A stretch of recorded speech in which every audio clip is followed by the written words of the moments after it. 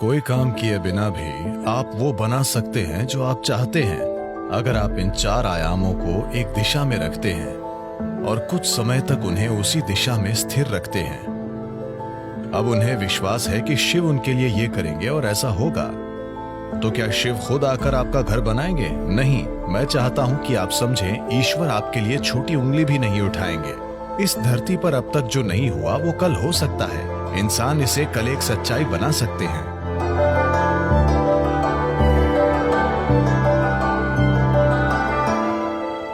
इस धरती पर इंसान ने जो कुछ भी बनाया है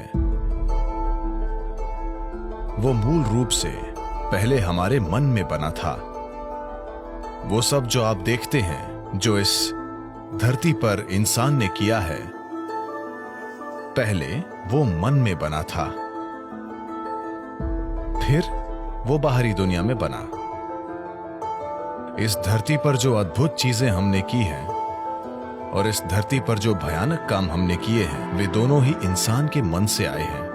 तो अगर हमें चिंता है कि संसार में हम क्या बना रहे हैं, तो ये बहुत महत्वपूर्ण है कि सबसे पहले हम अपने मन में सही चीजें बनाना सीखें कि हम अपने मन को कैसे रखते हैं। अगर हम अपने मन को अपने तरीके से रखने की शक्ति नहीं रखते, तो दुनिया में हम जो बनाते हैं वो भी बहुत संयोग से और उल्टा सीधा होगा। तो अपने मन को अपने तरीके से बनाना ही दुनिया को अपने तरीके से बनाने का आधार है। योग विद्या में एक अद्भुत कहानी है।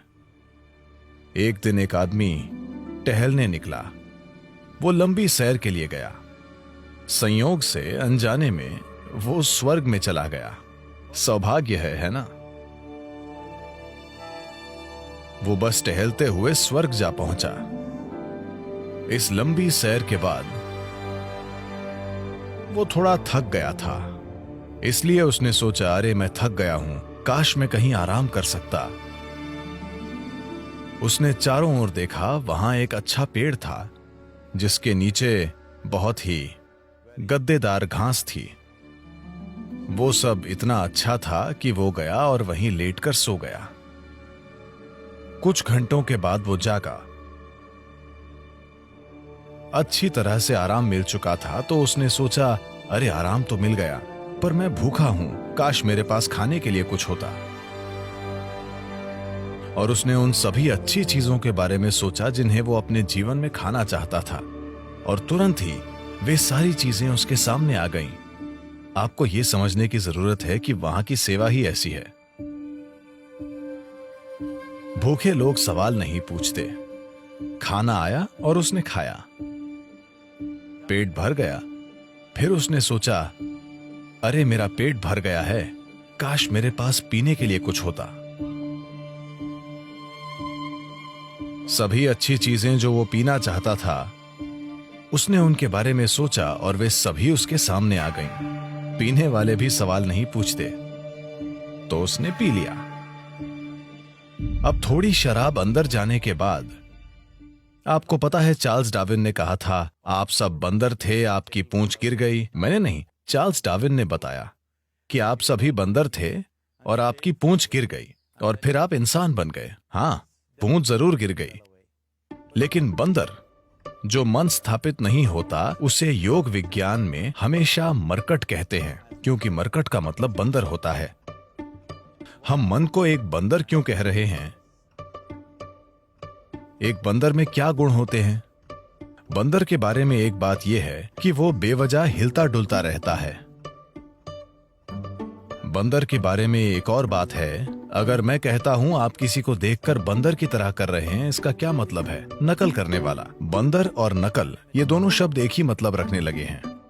तो बंदर के ये दो बुनियादी गुण वाकई ऐसे मन के गुण भी हैं जो स्थापित नहीं है। गैर जरूरी हिलना डुलना, आपको ये बंदर से सीखना जरूरी नहीं है, आप बंदर को ये सिखा सकते हैं। और नकल, मन हर पल नकल करता रहता है। तो जब ये दोनों गुण होते हैं, तो एक मन को बंदर कहा जाता है। तो ये बंदर उसके अंदर सक्रिय हो गया। उसने इधर उधर देखा और सोचा, ये क्या हो रहा है? मैंने खाना मांगा, खाना आया। मैंने पीने के लिए मांगा, शराब आई। यहां चारों ओर भूत होंगे। और भूत आ गए। अरे भूत आ गए, वे मुझे घेरेंगे और मुझे यातना देंगे, उसने सोचा। तुरंत भूतों ने उसे घेर लिया और उसे मारने पीटने लगे। फिर वो दर्द से चीखने लगा और बोला, अरे वे मुझे मार देंगे, और वो मर गया। अभी उसने कहा था कि वो भाग्यशाली है। समस्या ये है कि वो कल्प वृक्ष के नीचे बैठा था। उसने खाना मांगा, खाना आ गया। उसने पीने के लिए कहा, शराब आई। उसने भूतों की बात की, भूत आए। उसने पिटाई मांगी, पिटाई मिली। और उसने मौत मांगी, वो मर गया। अब जंगल में इन कल्प वृक्षों की तलाश में मत जाना। इन दिनों मुश्किल से एक पेड़ दिखता है। एक अच्छे से स्थापित मन, एक मन जो संयुक्ति की स्थिति में होता है, उसे कल्प वृक्ष कहते हैं। अगर आप अपने मन को संगठन के एक निश्चित स्तर तक व्यवस्थित करते हैं तो ये पूरी प्रणाली को व्यवस्थित करता है। आपका शरीर, आपकी भावना, आपकी ऊर्जा, सब कुछ उसी दिशा में व्यवस्थित हो जाती है। जब आपके ये चारों आयाम, आपका भौतिक शरीर, आपका मन, आपकी भावना और मौलिक जीवन ऊर्जाएं एक दिशा में व्यवस्थित हो जाती हैं, जब आप ऐसे हो जाते हैं तो आप जो भी चाहते हैं वो वाकई छोटी उंगली उठाए बिना होता है। आपके काम करने से उसमें मदद मिलेगी, लेकिन कोई काम किए बिना भी activity you can still manifest what you want. आप वो बना सकते हैं जो आप चाहते हैं, अगर आप इन चार आयामों को एक दिशा में रखते हैं और कुछ समय तक उन्हें उसी दिशा में स्थिर रखते हैं। अभी आपके मन की समस्या है कि हर पल ये अपनी दिशा बदल रहा है। ये ऐसा है जैसे आप कहीं जाना चाहते हैं और हर 2 कदमों पर आप अपनी दिशा बदलते रहते हैं, तो आपका मंजिल तक पहुंचना बहुत मुश्किल है जब तक कि यह संयोग से न हो। तो अपने मन को व्यवस्थित करना और उससे पूरे सिस्टम को और अपने इन 4 बुनियादी आयामों को एक दिशा में व्यवस्थित करना, अगर आप ऐसा करते हैं तो आप खुद कल्पवृक्ष हैं। Anything that you wish will happen. जो भी आप चाहते हैं वो होगा। पर अभी अगर आप अपने जीवन को देखें तो वो सब जिसकी आपने अब तक इच्छा की है, अगर वो हो जाए तो आप खत्म। वे चीजें और लोग जो आपने चाहे, अगर वो सब आज आपके घर में हों तो क्या आप जी पाएंगे? जब हम इस तरह समर्थ हो जाते हैं तो ये बहुत महत्वपूर्ण है कि हमारी शारीरिक क्रिया, भावनात्मक क्रिया, मानसिक क्रिया और ऊर्जा क्रियाएं नियंत्रित और ठीक दिशा में हों। अगर ऐसा नहीं है तो हम विनाशकारी, आत्मविनाशकारी बन जाते हैं। अभी यही हमारी समस्या है। जिस तकनीक को हमारे जीवन को सुंदर और आसान बनाना चाहिए, वो सभी समस्याओं की जड़ बन गई है। हम अपने जीवन के आधार को नष्ट कर रहे हैं, जो कि धरती है। तो जो एक वरदान होना चाहिए था, हमने उसे एक श्राप बना दिया। पिछले 100 वर्षों में हमें आराम और सुविधा के जबरदस्त स्तर मिले हैं, जो हमारे जीवन के लिए खतरा भी बन गए हैं, सिर्फ इसलिए कि हम सचेत होकर काम नहीं कर रहे हैं। हम आदतों से मजबूर हैं। तो मन को व्यवस्थित करने का बुनियादी मतलब है चीजों को विवशता से करने के बजाय जागरूक होकर करना। आपने ऐसे लोगों के बारे में सुना होगा जो कुछ मांगते हैं और सभी उम्मीदों से परे वो उनके लिए सच हो जाता है। आमतौर पर ऐसा उनके साथ होता है जो श्रद्धा रखते हैं। मान लीजिए आप घर बनाना चाहते हैं। अगर आप सोचने लगेंगे, अरे मैं एक घर बनाना चाहता हूं, घर बनाने के लिए 50 लाख रुपए चाहिए, मेरी जेब में 50 रुपए हैं, नहीं होगा, नहीं होगा, संभव नहीं है। जैसे ही आप कहते हैं संभव नहीं है, आप ये भी कह रहे हैं कि मैं ये नहीं चाहता। तो एक स्तर पर आप इच्छा पैदा कर रहे हैं कि आप कुछ चाहते हैं, दूसरे स्तर पर आप कह रहे हैं मैं ये नहीं चाहता। तो इस संघर्ष में ये शायद न हो पाए। कोई इंसान जो किसी भगवान या मंदिर में या जिसमें भी श्रद्धा रखता है, जो सरल मन वाला है, श्रद्धा सिर्फ उन लोगों के लिए काम करती है जो सरल मन वाले हैं। सोचने वाले लोग जो बहुत अधिक सोचते हैं, उनके लिए ये कभी काम नहीं करती। एक छोटे बच्चे जैसा इंसान जिसे अपने ईश्वर या अपने मंदिर में या जिसमें भी एक सरल श्रद्धा है, वो मंदिर में जाकर कहता है, शिव जी मुझे एक घर चाहिए, मुझे नहीं पता कैसे, पर आपको ये करना होगा। अब उसके मन में कोई उल्टे विचार नहीं है, क्या ऐसा होगा, क्या ऐसा नहीं होगा, क्या ये संभव है, क्या ये असंभव नहीं है। श्रद्धा के सरल काम द्वारा इन चीजों को पूरी तरह से हटा दिया जाता है। अब उसे श्रद्धा है कि शिव उसके लिए ये करेंगे और ऐसा होगा।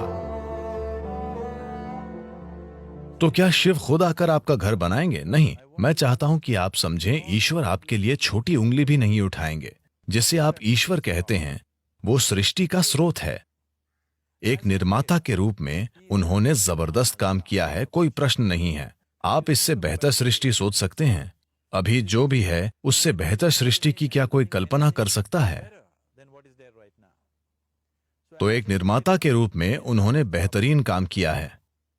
पर अगर आप चाहते हैं कि जीवन आपके हिसाब से चले, क्योंकि अभी आपकी खुशी और आपकी खुशहाली की बुनियाद यह है, अगर आप दुखी हैं तो सिर्फ और सिर्फ इसलिए आप दुखी हैं कि जीवन वैसे नहीं चल रहा जैसे आप चाहते हैं। बस यही बात है। तो अगर जीवन आपके हिसाब से नहीं चलता तो आप दुखी होते हैं। अगर जीवन आपके हिसाब से चलता है तो आप खुश होते हैं। ये इतना सरल है। तो अगर जीवन को आपके हिसाब से चलना चाहिए तो सबसे पहले आप कैसे सोचते हैं? आपकी सोच में कितना फोकस है, आपके विचार में कितनी स्थिरता है और विचार प्रक्रिया में कितनी ऊर्जा है, इससे तय होगा कि क्या आपका विचार एक सच्चाई बनेगा या सिर्फ एक विचार रहेगा। ये इससे भी तय होगा कि आप उल्टे विचार बनाकर उस विचार के लिए रुकावट नहीं पैदा करते। Is something possible or not possible? Is destroying humanity. क्या ये हो सकता है या नहीं, ये मानवता को नष्ट कर रहा है। क्या संभव है और क्या असंभव, ये देखना आपका नहीं, प्रकृति का काम है। आपका काम है मनचाही चीज पाने के लिए मेहनत करना। अभी आप यहां बैठे हैं। अगर मैं आपसे 2 सरल प्रश्न पूछूं, मैं चाहता हूं कि आप बस सुने और उत्तर दें। आप जहां बैठे हैं क्या वहां से उड़ सकते हैं? आप कहेंगे नहीं। क्या आप यहां से उठकर चल सकते हैं? आप कहेंगे हां। इसका आधार क्या है कि आप उड़ने के लिए नहीं और चलने के लिए हां कहते हैं? आधार है जीवन का अनुभव। कई बार आप उठकर चले हैं, कभी उड़ान नहीं भरी। या दूसरे शब्दों में, आप जीवन के पिछले अनुभव को आधार बनाकर यह तय कर रहे हैं कि कुछ संभव है या नहीं। या दूसरे शब्दों में, आपने तय किया है कि अब तक जो नहीं हुआ वो भविष्य में आपके जीवन में नहीं हो सकता है। ये मानवता और मानवीय भावना का अपमान है। इस धरती पर जो अब तक नहीं हुआ वो कल हो सकता है। इंसान इसे कल एक सच्चाई बना सकते हैं। तो क्या संभव है और क्या असंभव, ये देखना आपका काम नहीं है। ये प्रकृति का काम है। प्रकृति तय करेगी। आप बस देखिए कि आप वाकई क्या चाहते हैं और उसके लिए मेहनत कीजिए। और अगर आपका विचार एक शक्तिशाली तरीके से तैयार होता है, बिना किसी उल्टे विचारों के, कोई ऐसे उल्टे विचार न हो जिनसे विचार प्रक्रिया की तीव्रता कम हो जाए। सबसे पहली और महत्वपूर्ण बात यह है कि आपको स्पष्ट पता होना चाहिए कि आप वाकई क्या चाहते हैं। अगर आप नहीं जानते कि आप क्या चाहते हैं तो उसे बनाने का सवाल ही नहीं उठता। अगर आप ये देखें कि आप वाकई क्या चाहते हैं तो हर इंसान यही चाहता है। वो खुशी से जीना चाहता है, वो शांति से जीना चाहता है। In terms of its relationships, वो चाहता है कि उसके रिश्ते प्यार भरे हों। या दूसरे शब्दों में कहें तो कोई भी इंसान यही चाहता है कि वो अपने भीतर सुखी हो और उसके चारों ओर सुख हो। ये सुख अगर हमारे शरीर में होता है तो हम इसे सेहत या सुख कहते हैं। अगर ये हमारे मन में होता है तो हम इसे शांति और खुशी कहते हैं। अगर ये हमारी भावना में होता है तो हम प्यार और करुणा कहते हैं। अगर ये हमारी ऊर्जा में होता है तो हम इसे आनंद और परमानंद कहते हैं। यही एक इंसान की तलाश है। चाहे वो काम करने अपने ऑफिस जा रहा है, वो पैसा कमाना चाहता है, करियर बनाना चाहता है, परिवार बनाए, वो बार में बैठे या मंदिर में बैठे, वो तब भी उसी चीज की तलाश में है। भीतर सुख, चारों ओर सुख। अगर यही हम चाहते हैं तो मुझे लगता है इसे सीधे संबोधित करने और इसे बनाने के लिए खुद को प्रतिबद्ध करने का यही समय है। तो आप खुद को एक शांतिपूर्ण इंसान, आनंदमय इंसान, प्रेम करने वाला इंसान, सभी स्तरों पर एक सुखद इंसान बनाना चाहते हैं। और क्या आप इस तरह की दुनिया भी नहीं चाहते? एक शांतिपूर्ण दुनिया, एक प्रेमपूर्ण दुनिया, एक आनंदमय दुनिया। नहीं, मुझे हरियाली चाहिए, मुझे भोजन चाहिए। आनंदित दुनिया से हमारा मतलब है कि हम जो भी चाहते थे वो हो गया।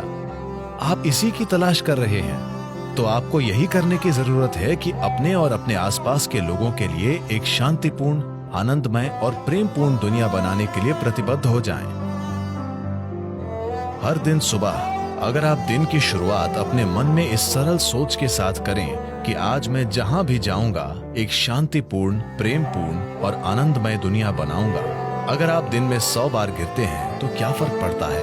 एक प्रतिबद्ध आदमी के लिए विफलता जैसा कुछ नहीं होता। अगर वो 100 बार गिरता है तो 100 सबक सीखने को मिलते हैं। अगर आप खुद को कुछ वाकई अच्छा बनाने के लिए प्रतिबद्ध करते हैं तो आपका मन व्यवस्थित हो जाता है। जब आपका मन व्यवस्थित हो जाता है तो आपकी भावना व्यवस्थित हो जाएगी। भावना का संबंध विचार से है। जब आपका विचार और भावना संगठित हो जाती हैं तो आपकी ऊर्जाएं उसी दिशा में व्यवस्थित हो जाएंगी। जब आपके विचार, भावना और ऊर्जा व्यवस्थित हो जाएंगे तो आपका शरीर व्यवस्थित हो जाएगा। जब ये चारों एक दिशा में व्यवस्थित हो जाते हैं तो आप में मनचाही चीज बनाने और प्रकट करने की जबरदस्त क्षमता होगी। आप कई मायनों में ईश्वर होंगे। जो सृष्टि का स्रोत है वो आपके जीवन के हर पल में आपके अंदर काम कर रहा है। बात सिर्फ ये है, क्या आपने उस आयाम तक पहुंच बनाई है या नहीं? अपने जीवन के 4 मूल तत्वों को व्यवस्थित करके आपको वो पहुंच मिलेगी। ऐसा करने के लिए साधन और तकनीकें हैं। योग का पूरा विज्ञान, पूरी तकनीक जिसे हम योग कहते हैं, वो बस यही है, खुद को सृष्टि के एक टुकड़े से सृष्टा बनाना।